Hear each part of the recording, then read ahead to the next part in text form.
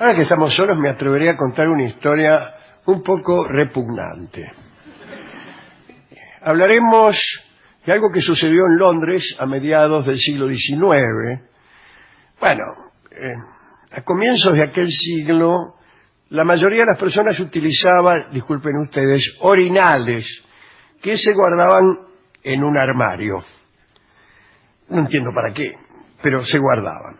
A los extranjeros les horrorizaba la costumbre inglesa, esa de guardar la escupidera en armarios o aparadores, en fin. El reverendo Henry Moore, un vicario de Dorset, inventó el inodoro de tierra. Consistía básicamente en una silla con orinal que incorporaba un depósito de almacenamiento lleno de tierra que al tirar con una manivela liberaba una dosis calculada de tierra en el receptáculo, mezclándolo todo, ¿no? Los inodoros de tierra fueron muy apreciados durante un tiempo, sobre todo en zonas rurales, pero fueron rápidamente superados por los inodoros con agua. Su uso produjo consecuencias desastrosas, ya veremos. Los inodoros con cisterna llevaban un tiempo en funcionamiento. El primero de ellos fue construido por un señor llamado John Harington, ahijado de la reina Isabel. Cuando Harington le mostró el invento en 1597 a la reina, ella se mostró encantada y lo hizo instalar de inmediato en el Palacio de Richmond. Pero la novedad no se popularizó y pasaron casi 200 años antes de que otro señor llamado Joseph Brahma, que era ebanista y cerrajero, patentara allá por 1778 el primer inodoro con cadena moderno, digamos así, ¿no? Su aceptación fue discreta porque los primeros que se fabricaban no funcionaban muy bien. A veces funcionaban incluso al revés, llenando las habitaciones de las cosas que justamente uno quería desprenderse. Después vino entonces la tubería, el sifón, en fin, todo eso. Pero había una conexión entre el pozo y la habitación demasiado directa, y los hedores podían resultar insoportables. Pero ese problema lo resolvió Thomas Crapper, que inventó el clásico inodoro con una cisterna elevada que se activa tirando de una cadena, y su fabricación lo llenó de dinero. Parece que ningún invento relativamente costoso, como es un inodoro, tuvo un desarrollo tan rápido. Más de 80.000 personas soportaron con paciencia largas colas cuando salieron estos inodoros para comprarlos, ¿no? Bueno, tal vez no exista otro objeto de consumo que haya tenido ese éxito tan rápido. Pero pasó algo tremendo. La instalación de cientos de miles de inodoros en Londres, sin planificación, incrementó en gran medida el volumen de agua y desperdicios vertidos en los pozos negros. Y con frecuencia los pozos rebalsaban hacia los desagües de las calles que originalmente estaban destinados para encauzar solamente el agua de la lluvia. Además, salió otro operario cuyos honorarios eran carísimos, el posero. El posero. Yo conocí el posero siendo niño. Todavía en el Gran Buenos Aires, en las zonas alejadas de la capital, no había cloacas. Entonces, todo consistía en hacer un pozo muy grande, muy hondo, y listo. Y chao, ¿no? Saludamos al vicepresidente. Bueno, los poseros cobraban mucho, y en los barrios más pobres hacían entonces pozos más pequeños y que desbordaban con frecuencia. Gran parte de todos estos detritos iban a parar al Támesis, al río de Londres, con la esperanza de que la marea los arrastrara, incluso ya mar adentro, enseguida está el mar, al rato. Pero las mareas se mueven en ambas direcciones, y la marea que se llevaba los desperdicios hacia el mar, por ahí los retornaba otra vez. Y al final sucedió lo inevitable. Parece que en el verano de 1858, Londres sufrió una combinación de ola de calor y sequía, durante la cual la suciedad se acumuló sin que las aguas pudieran eliminarla. Perdón.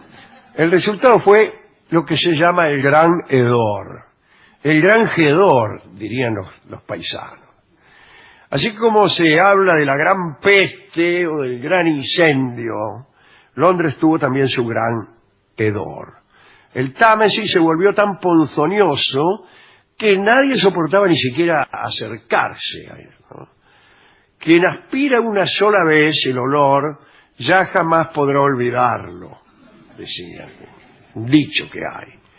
La ciudad quedó envuelta en un tufo implacable.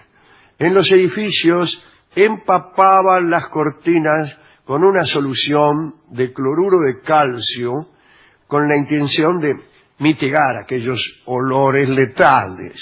Y se veían escenas grotescas, la gente entraba en pánico por la fetidez. Sucedía que no querían respirar demasiado. Ahí está. Como había tan mal olor, no querías respirar. Y al final te desmayabas. Muchos recomendaban dormir, porque durmiendo parece que no se huele. Yo no lo sé esto, ¿no? Bien, el cronista cuenta que el olor era tan punzante que incluso aparecía en los sueños. Se incrementó la venta de bebidas fuertes para prolongar el sueño. Las sesiones del Parlamento se suspendían porque alguien dijo: no se puede legislar ni tener buenos pensamientos en medio de la hediondez. La ciudad se volvió silenciosa, el pueblo, temeroso de contagios, a través del aire se abrochaba la nariz y respiraba apenas lo indispensable. Las personas sostenían rituales con pañuelos, con perfume fortísimo, y los párrocos decían misa con voz nasal porque se ponían broches y hacían pausas muy prolongadas para recuperar el aliento. En un mundo que aún no había inventado espacios herméticos, muchos buscaban rincones absurdos o inventaban lugares donde suponían que no iba a llegar el hedor. Cámaras de madera, carpas de sábanas perfumadas, algunos directamente abandonaban la ciudad.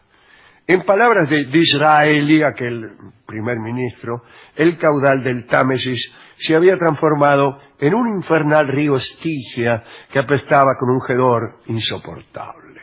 Pero apareció un tal Joseph Bazalgette, que se volvió un héroe. Bazalgette era un hombre menudo, bajito, liviano, parecía un jockey, ¿no? Con bigote de oreja a oreja. Era de ascendencia francesa, pero su familia estaba instalada en Inglaterra.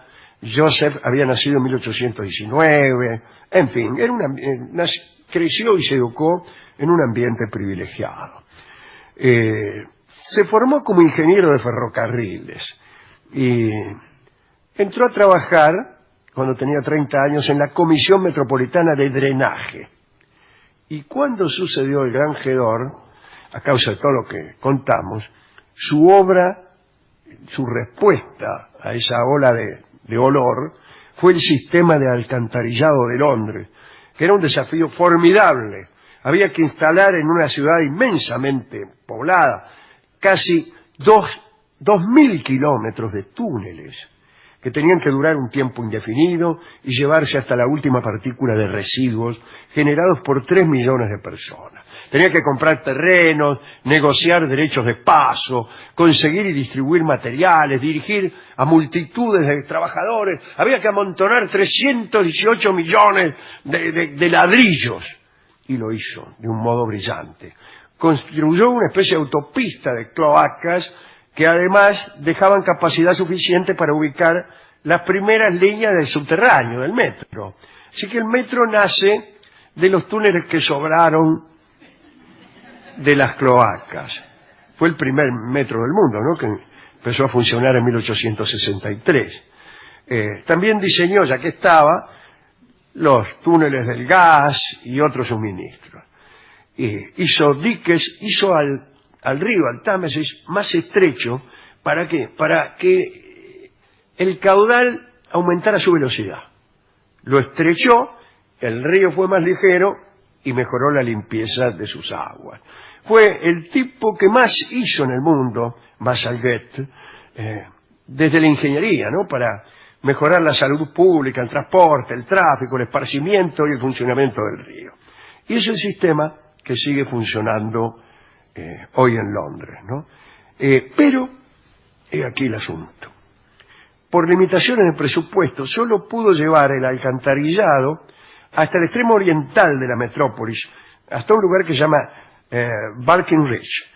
Y allí, unas potentes tuberías de desagüe tiraban diariamente al Támesis 700.000 metros cúbicos de aguas residuales, que en fin, ¿no? Disculpen ustedes. Y aquel desagote produjo un hecho que amargó los últimos años del pobre Bazalgette. Porque aquel Barking-Ridge queda a unos 30 kilómetros de distancia del mar. No llegó todos los detritos hacia el mar, sino que los dejaba ahí. Y en septiembre de 1878, una embarcación de recreo llamada Princesa Alicia, cargada de excursionistas, regresaba a Londres después de una jornada en el mar, cuando colisionó con otra embarcación justo ahí, en el lugar y en el momento en que los dos gigantescos conductos de desagüe entraban en acción.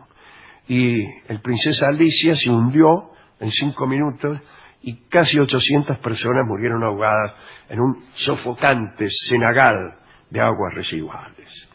Bazalgette, amargado por aquel hecho, fue nombrado al final de su vida, casi como consuelo, caballero, pero en realidad nunca pudo alcanzar la fama ni la gloria que se merecía. Se lo recuerda con una estatuita no muy rumbosa en el dique Victoria, a orillas del ya limpito Támesis. El olor es a veces menospreciado como atracción turística. Debería considerárselo más. Vaya a oler Santiago de Compostela.